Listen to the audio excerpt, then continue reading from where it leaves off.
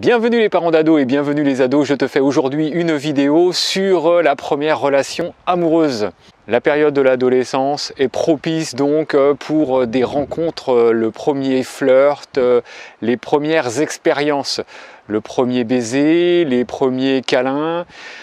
Donc là, tu dois laisser ton ado, on va dire, gérer cette situation parce que de toute façon, comment tu vas t'en apercevoir? Tu vas t'en apercevoir en le voyant beaucoup plus souriant, beaucoup plus en joie, ou à l'inverse, il aura beaucoup plus de sautes d'humeur. Ça peut être également beaucoup plus sur le téléphone portable, beaucoup plus de messages.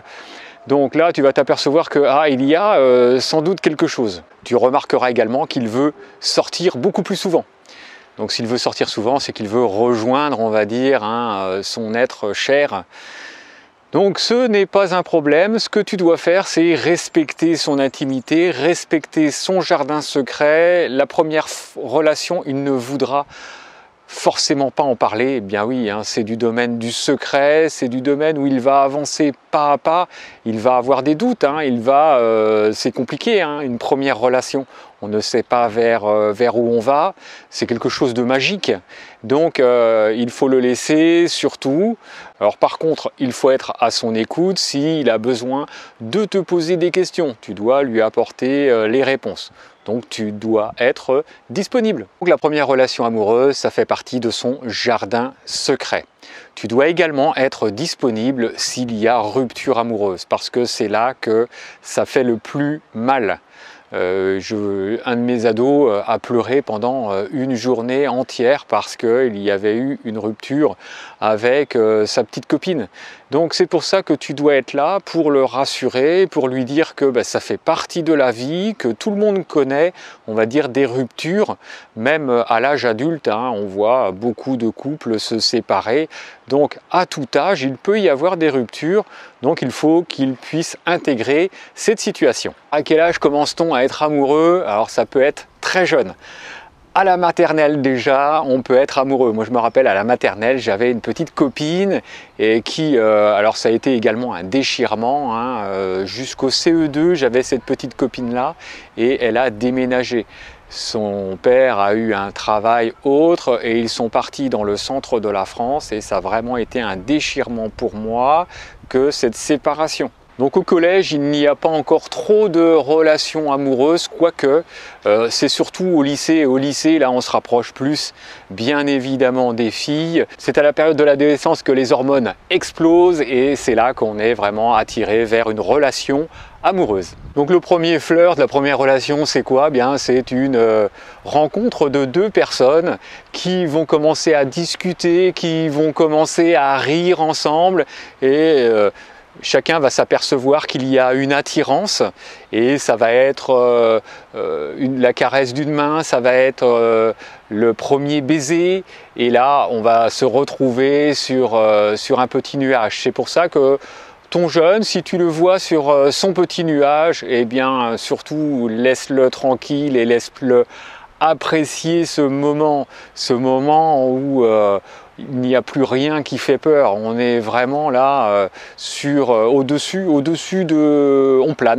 on plane et on voit tout ce qui se passe au-dessus. Alors ils sont bien et ils vont essayer de se retrouver de plus en plus souvent pour être bien. Dès qu'ils sont séparés, c'est compliqué pour eux parce qu'ils ont l'impression d'avoir un manque quelque part et de se sentir seul. Et lors de cette première relation amoureuse, eh bien les sentiments sont au plus haut.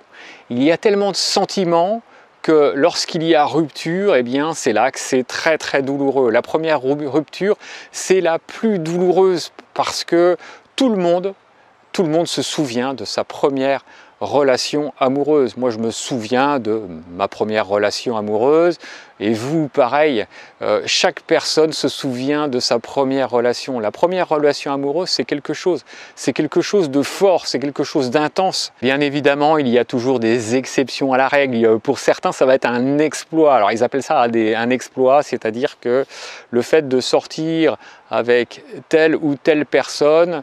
Alors ça a été décidé bien évidemment avec soit un groupe de copains ou soit pour épater les copains. C'est-à-dire qu'on va sortir avec telle fille ou on va sortir avec tel garçon et on va en mettre plein les yeux donc au groupe de potes en disant bah tu vois je suis sorti, bah, comment t'as fait pour sortir avec cette fille? J'aurais cru que personne n'aurait pu accéder à cette superbe, à cette jolie fille. Ou de l'autre côté, le garçon c'est exactement pareil. Et donc, ben, ils disent, ouais, c'est un exploit, quoi, parce que jamais, nous, on aurait pensé que tu aurais pu sortir avec elle. On va dire, là, c'est du jeu amoureux ou c'est quasiment du Kleenex, c'est du jetable, c'est-à-dire qu'on va sortir avec un tel sans sentiment, parce que comme ça, parce que voilà, ça fait partie, c'est un jeu, on va multiplier les conquêtes comme ça et multiplier les expériences. Mais il faut faire attention, hein, parce qu'il y a derrière, il peut y avoir des maladies. Et ça, c'est à toi, parents, d'expliquer les maladies que peuvent engendrer le fait d'aller de personne en personne et d'utiliser surtout les moyens de contraception, notamment les préservatifs. Bien évidemment, aujourd'hui, grâce aux réseaux sociaux, grâce à Internet, les jeunes ont accès à la pornographie. Et ça, bon, c'est dévastateur par rapport aux relations amoureuses parce que la pornographie n'a rien à voir avec les sentiments amoureux. Malgré tout, et ça franchement c'est quelque chose de bien, malgré l'accessibilité facile à la pornographie, eh bien les jeunes sont fleurs bleues. C'est-à-dire que la moyenne des premiers rapports sexuels chez le jeune, c'est aux environs des 17 ans. 17 ans en France. Donc, franchement, les jeunes, on va dire, c'est pas parce qu'ils ont un accès facile à la pornographie qu'ils vont avoir des relations sexuelles beaucoup plus jeunes. Donc toi, comment tu te positionnes en tant que parent? Qu'est-ce que tu dois aborder avec ton ado? Eh bien, plusieurs choses quand même que tu dois aborder, hein, malgré que ça fasse partie de son intimité, son jardin secret. C'est le maquillage, trop de maquillage.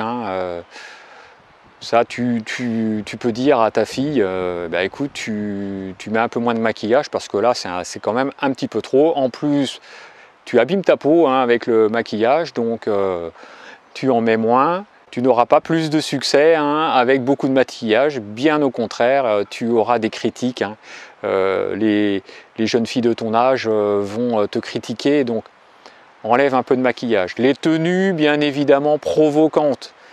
Là, c'est pareil, tu dois avertir ton ado, souvent les filles, comme quoi il faut qu'elles fassent attention aux tenues qui sont trop provocantes, notamment, de toute façon, elle sera refusée d'accès au lycée si elle est habillée de façon provocante. Alors, tu devras aborder également le sujet de la tenue provocante par rapport, alors, on va dire sans lui faire peur, bien évidemment, mais pour que ça éveille quelque part chez elle le danger, c'est-à-dire les prédateurs sexuels. Le fait qu'elle ait une tenue provocante, eh bien évidemment, ça va attirer le regard des hommes. Tu pourras lui dire également à ton ado que des gestes déplacés en public ne se font pas. Donc, là, c'est pareil, au niveau des relations amoureuses, il faut que ce soit discret et non pas en plein milieu de la place publique.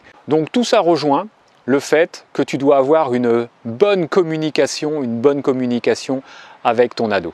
Alors si ton ado, on va dire, subit une rupture amoureuse, eh bien là tu vas avoir des cris, des larmes, envie de se suicider parfois, envie de tout plaquer, dire que la vie c'est nul, eh bien, à toi, on va dire, de consoler, mais de ne pas dramatiser. Surtout ne pas dramatiser en disant que ce sont des choses qui arrivent, et surtout le réconforter et être à l'écoute. Et lui dire que tu es présent, toi, et que tout n'est pas à tomber autour de lui. Il y a encore les piliers. Les piliers, c'est qui? Eh bien, ce sont les parents, ce sont les frères et sœurs. Tu lui proposes de parler, bien évidemment. Tu l'écoutes sans juger. Tu le consoles, tu le rassures.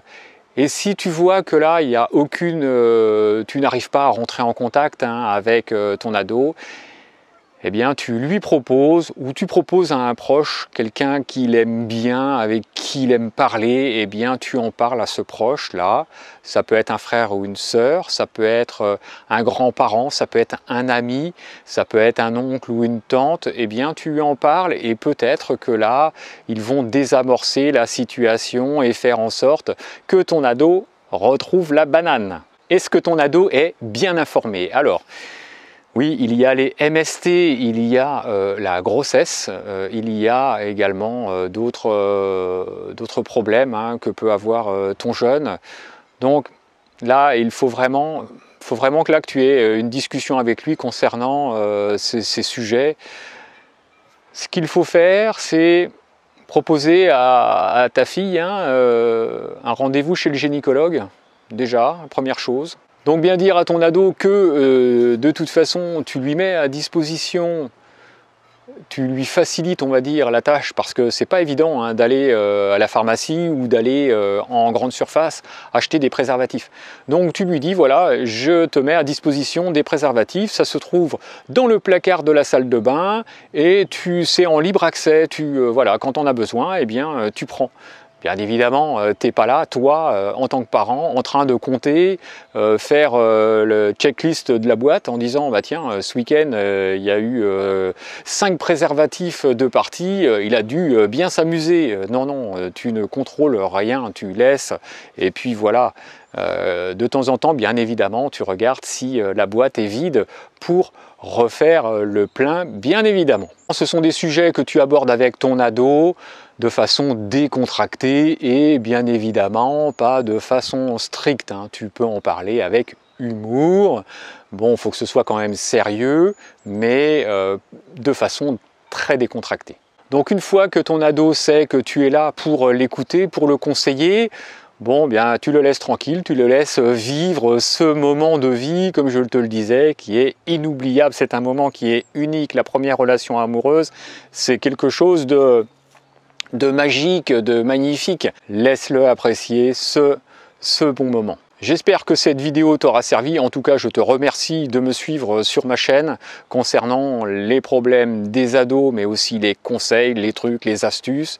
Si tu veux, on va dire, recevoir à chaque fois une alerte concernant les vidéos, eh bien, tu t'abonnes à cette chaîne et tu me mets un pouce. Je te dis à bientôt et sois amoureux. Ciao, ciao!